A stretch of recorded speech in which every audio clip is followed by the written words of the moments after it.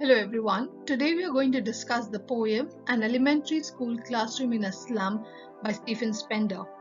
In this video, which is the first part of the poem, we are going to discuss the poem line by line.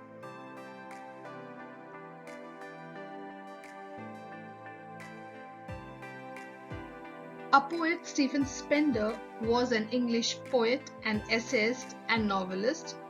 Was one of the pioneers of poetic movement in the 1930s. Spender took keen interest in the social and political problems of his time. As a social reformer and pacifist of his time, he questions the value of education and the morals and ethics of individuals. In this poem, Stephen Spender depicts the injustice which prevails in society. He talks of social injustice and class inequalities, denial of opportunities to slum children, and also expresses his thoughts on the widening gap between the rich and the poor. He somewhere or the other seems to be hitting hard at the capitalist economy, under which the rich get richer and the poor get poorer. Let's now discuss the poem in details, stanza-wise. Far, far from gusty waves, these children's faces, like rootless weeds, the hair torn round their pallor. In the beginning 2 lines of the poem, the poet tells that the faces of these slum children are dull. Gusty waves means energetic, enthusiastic. The children are not energetic like other children of their age, and the reason is their miserable condition. These children are like rootless weeds. Weeds are unwanted plants. Similarly, these children are also considered unwanted section of the society. Rootless means they lack stability.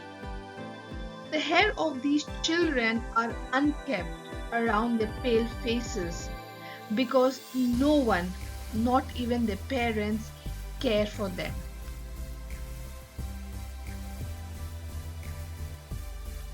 The tall girl with a weighed down head, paper-seeming boy with rat's eyes, the stunted unlucky heir of twisted bones, reciting a father's Grinnell disease, his lesson from his desk. In these lines, we see that a tall girl has her head weighed down. It could be because she is physically and emotionally exhausted. She can be physically exhausted because she is malnutrition and emotionally sad and depressed due to her poverty. There is another boy who is paper-seeming, which means the boy is very, very thin. This lean and sickly boy has a rat's eyes, as if searching for food. Another child in the class who is stunted. He doesn't have a well-grown body because he has inherited his father's Grinnell disease, a disease of twisted bones, a disability. This child who has inherited his father's disease is sitting at his desk and reciting his lesson in a meek voice. The classroom is poorly lit, no light, and hence their class is dim and dull.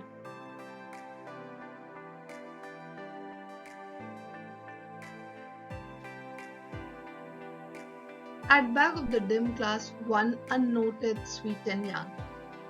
His eyes live in a dream of squirrel's game in tree room other than this. In these lines, we see one child in the class is sitting at the back of this dim class. The child is sweet and young but is unnoted. Sitting at the corner, he is dreaming of squirrel's game in the tree room other than this classroom. The dull and monotonous classroom doesn't interest him, and his mind deviates to some other world. The last few lines of this stanza can be interpreted in various ways. On one hand, it could mean that the boy wants to get out as he is bored and distracted, or that he is mentally challenged and lives in a world of dreams far removed from the dark reality of his present. The child's desire is to be playing with or watching squirrels playing in the hollow tree. The tree room is symbolic of the cramped holes in which the children live. The only contrast is that the squirrels are free, they can roam around, enjoy, but these children cannot.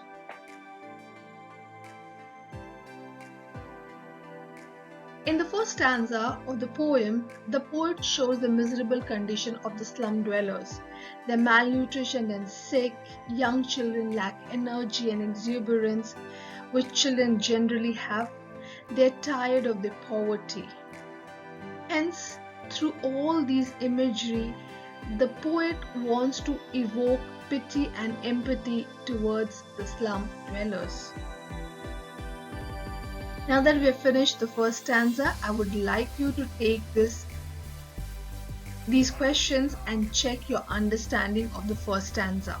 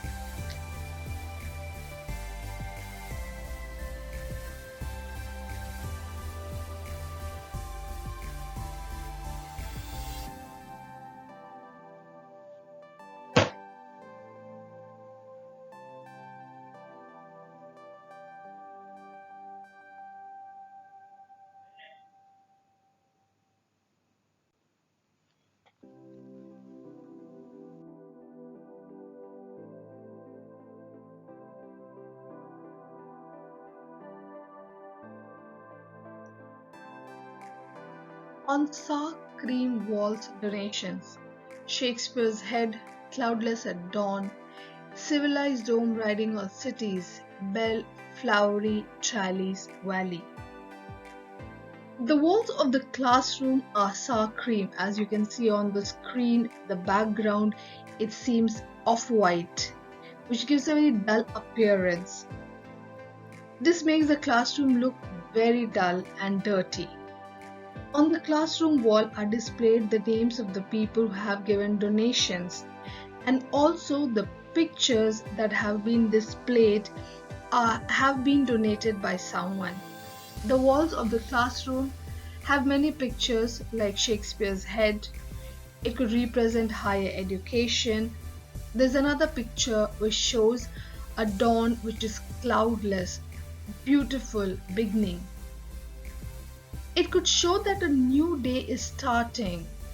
It's clear, sunny, which is not possible for these slum children because their lives are filled with the darkness, the problems. The dome riding of cities. These domes are domes of institution of the civilized world, which is not possible for the slum children to attain.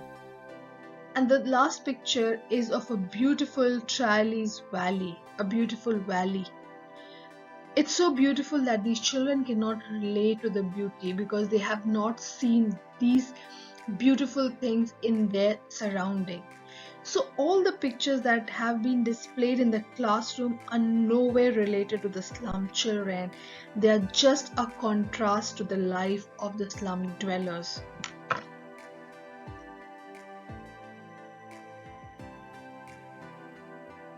As you can see in these pictures, cloudless at dawn, it's a bright beginning. Shakespeare's head represents higher education. The dome is an unattainable aspirations. And Charlie's Valley is a beautiful place. So all these pictures are just a clear contrast to the lives of these children. Open-handed map awarding the world its world. And yet, for these children, these windows, not this map, their world, where all their futures painted with the fog. In these lines, we see that there is a world map hanging in the class which is awarding the world its world, which could mean that the world map shows the world how the world looks. It's through the world map that people come to know how the world actually looks. But these children can't relate to the world map as their world, which is the slums, is a world which they see through the windows. It's the dirty surrounding of the slums. So they cannot relate to the beautiful world which has been shown through the world map. In these lines, the poet hints at two worlds. First world is the world of poverty and misery, which has been represented in the slums. And this is just a contrast to the world of progress and prosperity, the world of the rich, which is shown on the walls of the classroom. This world is far removed from the lives of these slum children, and it shows a world which they cannot relate to, where all their futures painted with a fog. A narrow street sealed in with lead sky, far, far from rivers, caves, and stars of worlds. In these lines, we see that in the world of these children, their future is painted with fog. There is no clarity about their future. It's dark and bleak. The street which can take these children out of the slums is also very narrow, and it has been permanently sealed. These children are far away from rivers, caves, and stars of words, which represents beautiful and educated world. Stars of world would mean attaining a bright future through education. But attaining a beautiful, enlightened, educated life is not possible for the children of the slums. In the second stanza, Stephen Spender hints at the fact that these children are being provided education. They are into an elementary school, yet it is not quality education. The things that they have displayed on the walls are just a contrast to the life of children. They cannot relate to it, hence they cannot understand the value.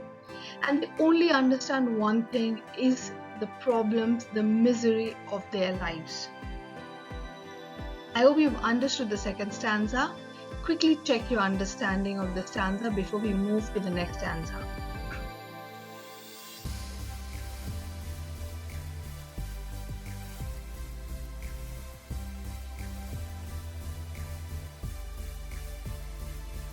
Surely Shakespeare is wicked, the map a bad example, with ships and sun and love tempting them to steal. The poet feels Shakespeare is wicked as he has never written anything about the slum children, and the map is a bad example for the children as it doesn't show the slums. The beautiful world with its ship, sun, love will only tempt these children to steal.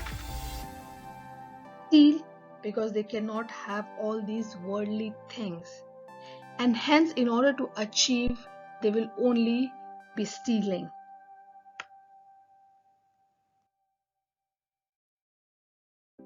For lives that slyly turn in their cramped holes from fog to endless night, on the slag heap these children wear skins peeped through by bones and spectacles of steel with mended glass like bottle bits on stone.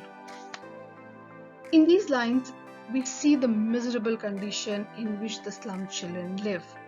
They are forced to live their life in cramped holes, which means their houses have very little space.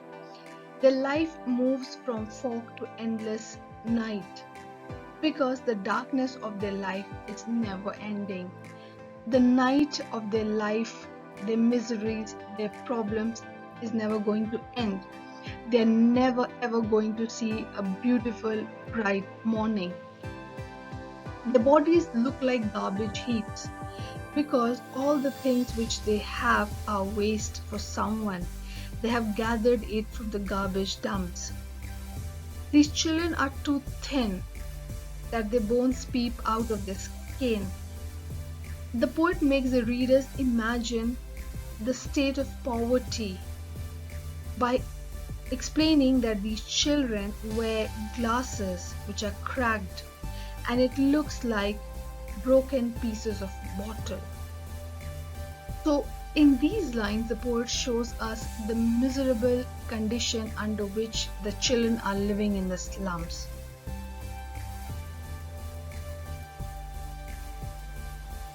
All of the time and space are foggy slum, so blot their maps with slums as big as doom.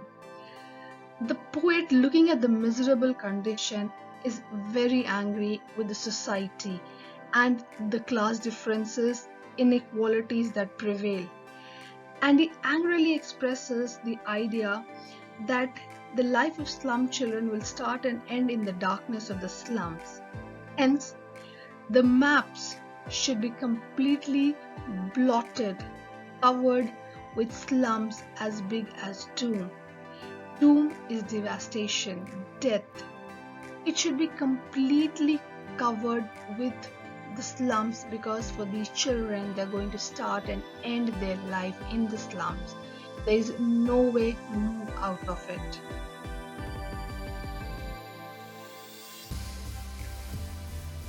In third stanza, we have seen that how the poet shows us the miserable condition of the slum dwellers, especially the slum children. Their malnutrition, lean, thin. They lived in houses which have very little space, and their bodies have been compared to garbage heaps. These children are going to start and end their life in the slums. Now you can quickly check your understanding of the stanza by going through these questions.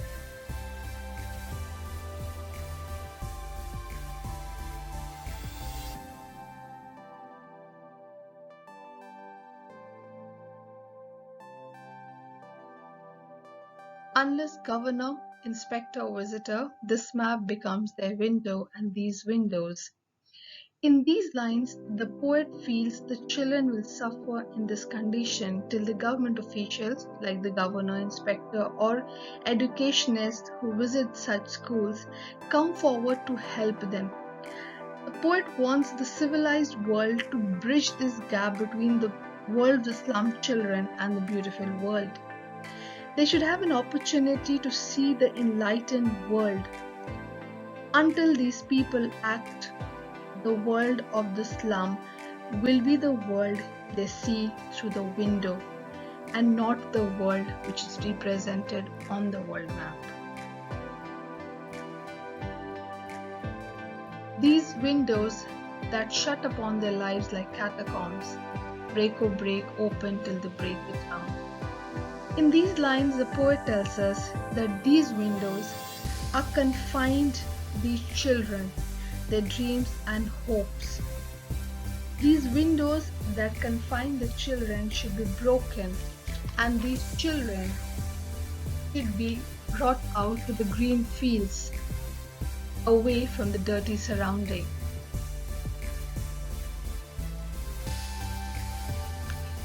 Their lives are like catacombs. These houses, the cramped holes in which they live, they are like catacombs where people are left to die. There's no way to come out of it until and unless powerful people do something for the slum children.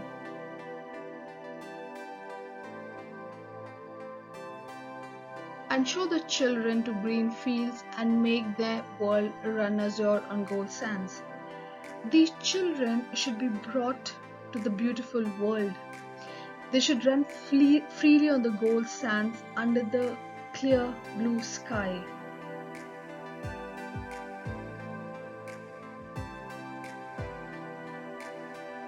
and let their tongues run naked into books, the white and green leaves open. History theirs whose language is the sun. The children should have quality education. The poet feels that education can help them and beautify their lives, as they will be able to create history for themselves, as history is written by those who have powerful language.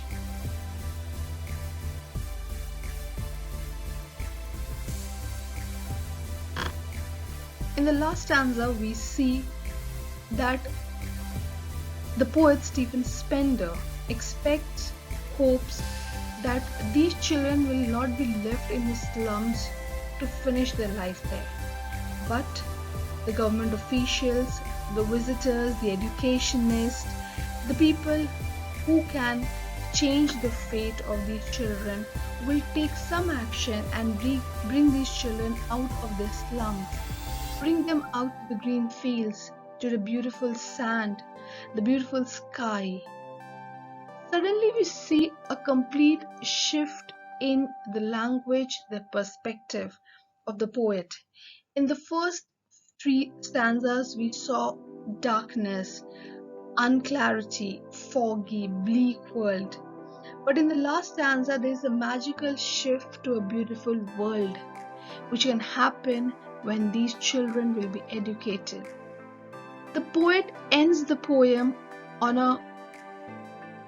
with a hope that these children will be brought out of the slums.